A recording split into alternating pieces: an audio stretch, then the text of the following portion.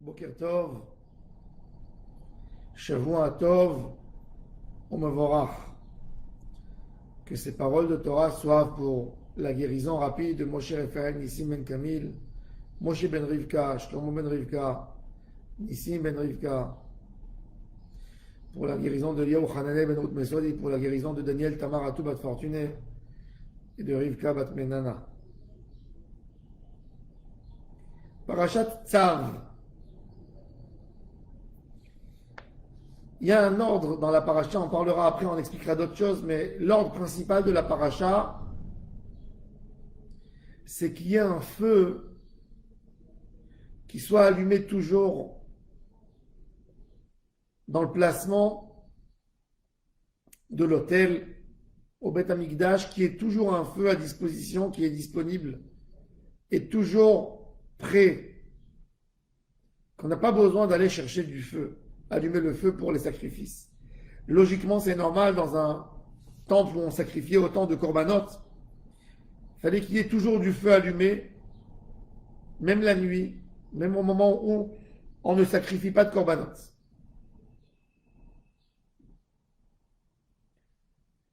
Mais il y a une autre idée dans le feu. Le feu, c'est garder une flamme. Même une machine, une grande machine qu'on a besoin qu'elle travaille, même quand elle est éteinte, elle n'est pas éteinte complètement, pour que quand elle s'allume, ça ne lui prend pas du temps pour commencer, pour s'y mettre. Donc on la laisse à petit feu, que tout de suite, elle peut éclairer, elle peut allumer, elle peut faire sa fonction.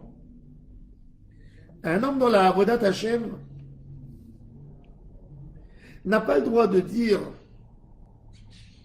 maintenant j'étudie la Torah, maintenant je fais une mitzvah, maintenant je fais de la Avodat Hashem, mais je prends une pause pour un mois, je prends une pause pour une semaine, même je prends une pause pour 1 heure, toujours comme si nous sommes des soldats de guerre et on a besoin d'être toujours en garde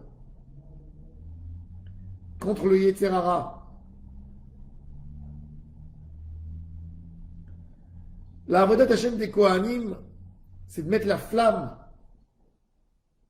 dans les cœurs, dans les esprits du peuple d'Israël. Ve'arach alea ubi'er alea kohen etzim baboker baboker. Boker, dans le langage de la Torah, ça vient de distinction. Un homme doit se distinguer, doit voir qu'est-ce qu'il a fait, doit voir les actions, doit les contrôler. Baboker, baboker, boker c'est bikour, birour. Ne jamais arrêter, ne jamais se laisser aller et ne jamais prendre des repos pour la neshama. Toujours on a besoin de travailler. La neshama, l'esprit de l'homme, la tête de l'homme fonctionne toujours. Toujours on pense, toujours on crée quelque chose. Et de chercher ce point, le point du tikkun de la neshama. Quand un homme abandonne l'idée de se réparer, c'est là où il tombe. On a besoin de travailler chaque moment et chaque instant. Dans le livre Lev Eliyahu de Rabbi Eliyahu Lopian, raconte à un de ses amis, il est venu de l'étranger et Rabbi Eliyahu Lopian qui vivait à la yeshiva l'a invité, lui a dit dors avec moi dans la chambre. Il avait une chambre dans la yeshiva, il était toute la semaine avec ses élèves. Et ce Rav a dormi avec lui dans la chambre. Et à 3 heures du matin, il entend Rabbi Eliyahu Lopian qui dit Pasuk, Velo tamid toreva el betecha, n'amène pas quelque chose de sale, de tamé, d'impur chez toi à la maison. Et il répétait ce texte comme s'il se parlait. Le matin, il a demandé au Rav pourquoi il prononçait ce texte. Alors le Rav lui a dit je m'excuse, je t'ai réveillé. Il dit non, j'étais déjà réveillé, mais je t'ai entendu. Il dit écoute, le matin quand je rentre à la synagogue, les élèves se lèvent pour moi, pour m'honorer, et j'ai très peur de tomber et d'être piégé par l'orgueil, parce que je ne suis pas. Et je me répète, attention, ne fais pas rentrer chez toi à la maison quelque chose de sale, ne salis pas ta neshama. Rabbi Eliyahu Lopian avait déjà à l'époque plus de 80 ans, plus de 80 ans. Et son ami lui pose la question, lui dit, dis-moi, nous, avec ce qu'on a passé, la guerre, les problèmes, la vie, les problèmes de santé, est-ce que chez nous, on a besoin franchement de faire un travail, de ne pas tomber, être piégé par la gava? Qu'est-ce qu'on peut avoir, nous, à notre âge, brisé, comme nous sommes brisés? C'était après la guerre, 20 ans après la guerre. Il lui a dit, Rabbi Eliyahu Lopian, le Yetzer Hara, c'est exactement comme une bombe qui se trouve dans une maison. Aujourd'hui, on trouve des fois dans des villes des bombes qui sont tombées pendant la Première Guerre mondiale, la Deuxième Guerre mondiale, elles ne sont pas explosées. Elles sont tombées dans des champs qu'après, avec le temps, elles ont été habités. Et tout d'un coup, on trouve une bombe jetée.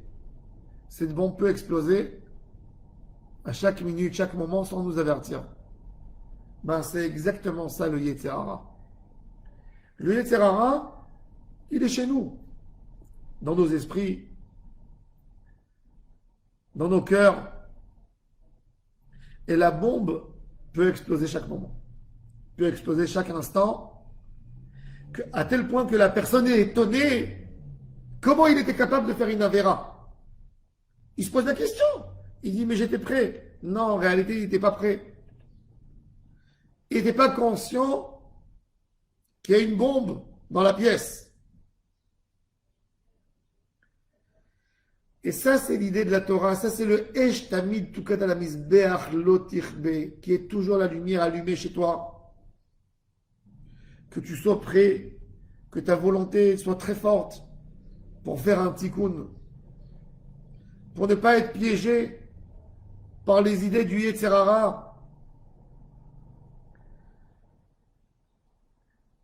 La Gemara, elle dit, dans ma Masechet Kiddushin, elle cite une citation de Tehillim, chapitre 37. Tzofer Rasha la Tzadik Umvakesh Lehamito. Le Rasha, le mauvais, essaye de faire tomber le juste, l'homme juste, le Tzadik, et veut le tuer complètement. Tzofer Rasha, c'est le Yetzer Hara. Il veut faire tomber le Tzadik. Il veut tuer même un Tzadik Gamour. Il faut savoir que le Yetzer Hara veut attaquer même le Tzadik de la génération. Il veut le destituer de sa Kedusha, le rabaisser. Tout homme, à tout niveau, à n'importe quel moment dans notre vie, tant qu'on existe sur Terre, il y a le mauvais penchant.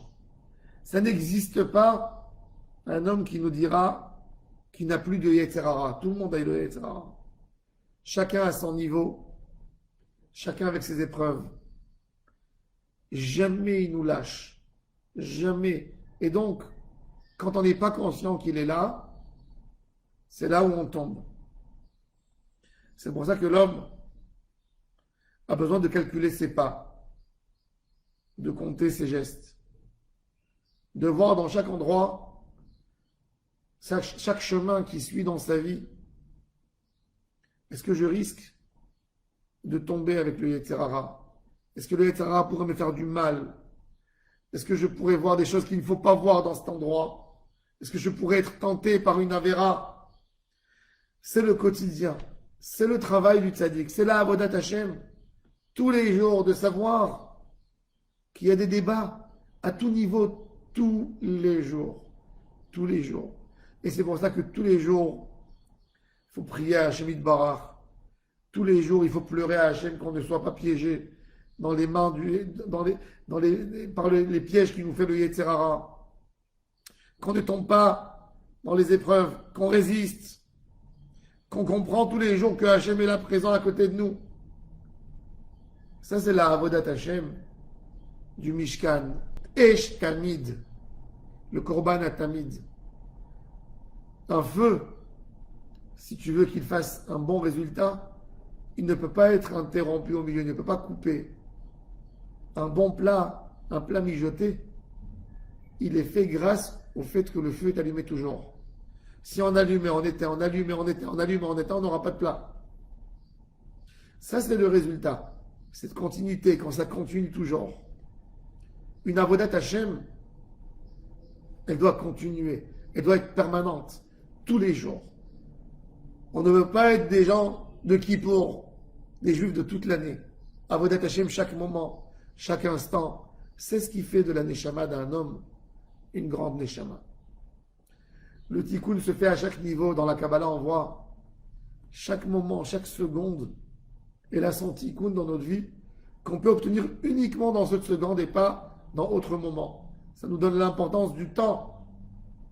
Le travail dans la Avodat Hashem, chaque moment, ce qu'on peut obtenir, on ne peut même pas s'imaginer. Ça, c'est la mitzvah particulière de Esh Tamid, en tout cas dans la Mizbeach Lot Irbe.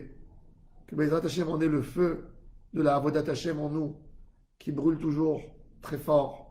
Qu'on a cette flamme de Kedusha, qu'on a la pêche toute notre vie. Que chaque moment et chaque instant, pour nous, c'est une occasion de réacquérir quelque chose de nouveau, de refaire un chidouche dans la Avodat Hashem. Hashem yeh be'ezrenu, Baruch Adonai le'olam. Amen ve'amen.